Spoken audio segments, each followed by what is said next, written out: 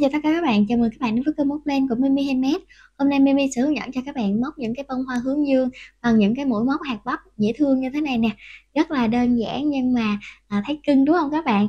Và mình có thể là làm móc khóa như là kẹp tóc, cột tóc hoặc là trang trí lên áo khoác hoặc là túi á, các bạn rất là xinh xắn luôn. Mình hy vọng là các bạn sẽ yêu thích cái mẫu hoa hướng dương này nha. Nếu mà các bạn yêu thích á, các bạn nhớ nhấn like video này giúp mình và bình luận ở phía bên dưới ủng hộ Mimi bằng một cái lượt đăng ký kênh nha các bạn. Mình cảm ơn các bạn rất nhiều và bây giờ chúng ta sẽ cùng bắt đầu móc nha.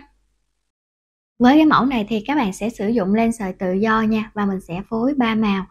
Màu vàng, phần nhụy thì mình sẽ chọn màu nâu, còn phần lá thì màu xanh tươi hoặc là màu xanh đậm một xíu nè các bạn. Nếu mà các bạn làm kẹp thì chuẩn bị cái phôi kẹp như thế này ha, rồi mình sẽ dán lên thôi. Còn nếu mà làm móc khóa thì chuẩn bị cái móc khóa. Các bạn sẽ móc kim là 2.5 mm nha. Còn nếu mà muốn nhỏ hơn thì các bạn sẽ hạ cái size kim nó lại, cũng như là hạ cái số mũi móc ban đầu lại là được. Một lát nữa mình sẽ hướng dẫn cho các bạn. Rồi chuẩn bị cho mình keo nến, kéo cắt len với lại kim khâu len. Và bây giờ chúng ta sẽ tạo một cái vòng tròn, đưa kim móc vào vòng tròn, kéo len qua, móc lên cho mình một mũi móc xích. Bây giờ chúng ta sẽ móc vào vòng tròn này cái số mũi móc đơn tương ứng với số cánh mà chúng ta cần móc nha. Ví dụ ở đây mình móc 8 cánh thì chúng ta sẽ móc là 8 mũi móc đơn, 7 cánh thì móc 7 mũi móc đơn, 5 cánh thì 5 mũi móc đơn. Rồi ở đây mình sẽ làm là 7 cánh ha.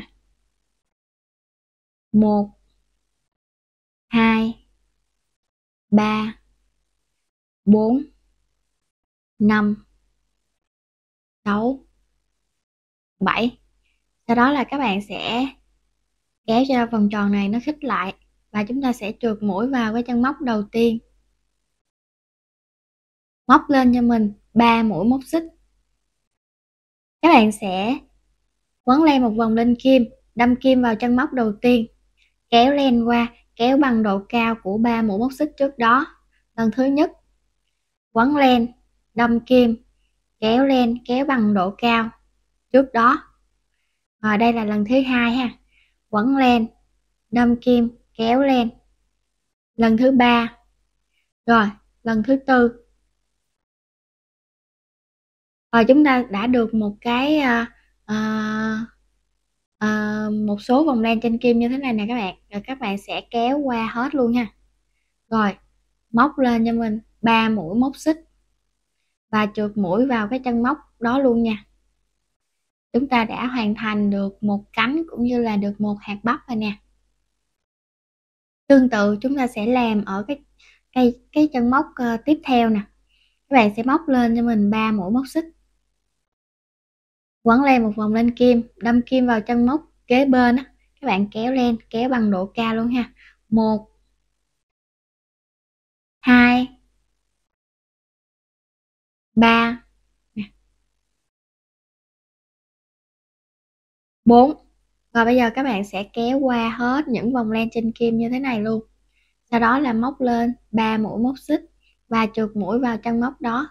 Chúng ta hoàn thành được cánh thứ hai cũng như là hạt bắp thứ hai rồi ha. Rồi mình sẽ cùng làm với các bạn thêm một hạt bắp nữa và chúng ta sẽ hoàn thiện những cái chân móc còn lại. 1 2 3 4. Kéo qua hết luôn và chúng ta sẽ móc lên 3 mũi móc xích và trượt mũi vào cái chân móc đó. Và những chân móc còn lại các bạn sẽ làm tương tự như mình hướng dẫn nha. Mình đã hoàn thành 7 chân móc với 7 cái mũi hạt bắp rồi nè các bạn. Bây giờ ở cái chân cuối cùng các bạn sẽ trượt mũi vào cái chân móc xích đầu tiên nha, ở cái chân móc mũi dời á. Và bây giờ chúng ta sẽ móc lên một mũi móc xích nè, cắt len, rồi kéo rút nó lại. Rồi các bạn sẽ lận cái này lên nè, để cho những cái hạt bắp của chúng ta nó được tròn trịa hơn ha. Rồi bây giờ các bạn sẽ giấu cái phần len thừa này vô trong mũi móc.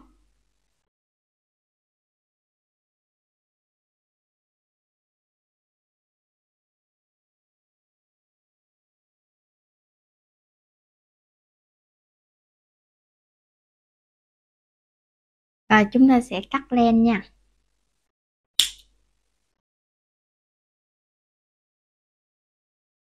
Rồi như vậy là mình đã hoàn thiện xong cái phần ở trên đây.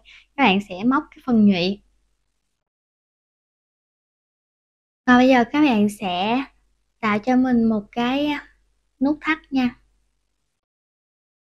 Móc lên 4 mũi móc xích, 1 2 3 4. Các bạn sẽ quấn len một vòng lên kim. Đâm kim vào cái chân móc xích đầu tiên. Kéo len qua lần thứ nhất bằng độ cao luôn ha. 1 nè. 2 3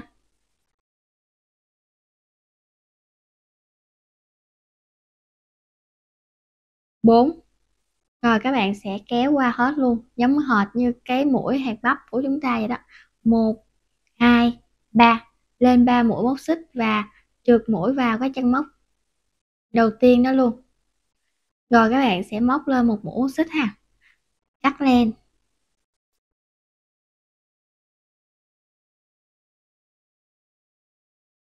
Rồi chúng ta sẽ lặn nó lên. Đó, cho nó ú ú ha. Một lát nữa các bạn sẽ bắn keo cái chỗ này. Và chúng ta sẽ để hai cọng này lại. Rồi chúng ta sẽ cắt đi cái đoạn len thừa nha. Rồi sau đó là chúng ta sẽ bắn keo vòng ở đây. Rồi dán cái này vô trong, dán cái phần nhụy vô trong nè, các bạn thấy nè, nó thấy cưng rồi đó ha. Rồi chúng ta sẽ làm cái bước này đi, rồi mình sẽ hướng dẫn cho các bạn làm lá với lại thân. Mình đã làm xong rồi nè các bạn, rất là xinh xắn luôn ha.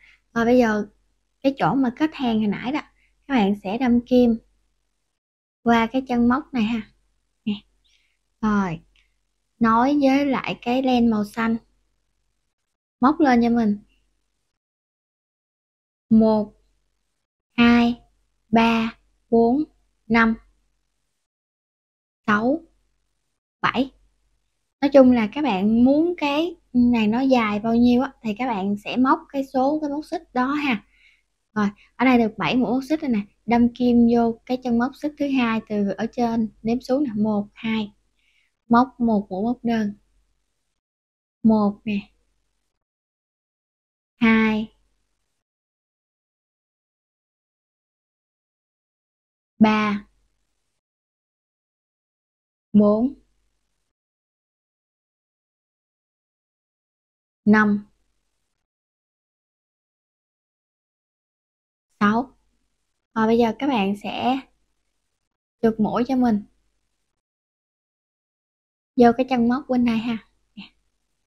Đây, cái chân móc bên này nha, y hệt luôn á, cái chỗ mà 3 mũi móc xích á.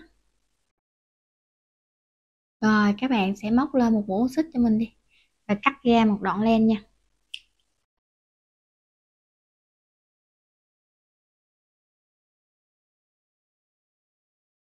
Đó, rồi các bạn rút nó lại.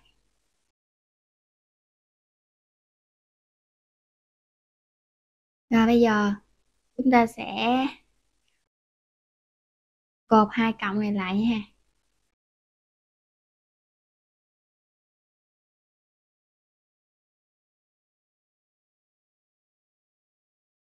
Cột thêm lần nữa.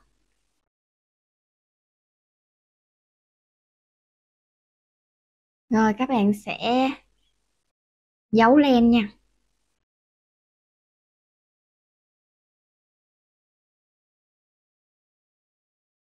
Vì là màu xanh cho nên là các bạn sẽ giấu xuống cái phần màu xanh này nè, để cho nó đừng có thấy.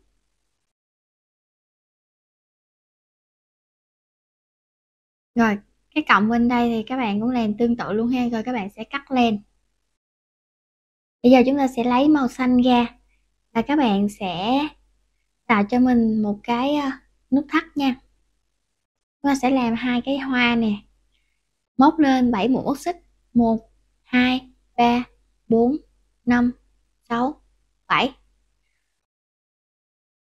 Đâm kim vào cái chân móc xích thứ hai, 1 2, móc một mũi trượt,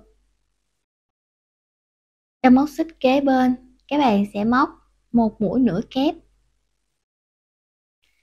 2 chân móc xích tiếp theo, mỗi chân một mũi móc kép, 1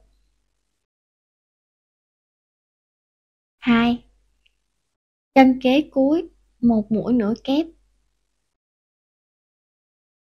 chân cuối cùng một mũi móc đơn. Tiếp tục các bạn lại móc lên cho mình 7 mũi móc xích, 1 2 3 4 5 6 7. Làm tương tự chân móc xích thứ hai, một mũi trượt, một mũi nữa kép, 2 mũi móc kép,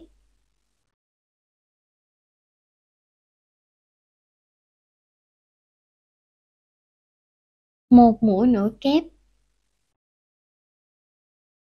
một mũi móc đơn và trượt mũi vào cái chân móc đầu tiên này. Kết thúc các bạn sẽ móc lên một mũi xích luôn đi, cắt len nha.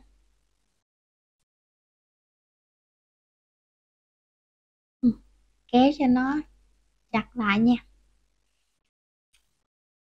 Rồi các bạn sẽ giấu cái cọng len thừa này ra phía sau. Đây mình đang ở bên mặt trái này ha.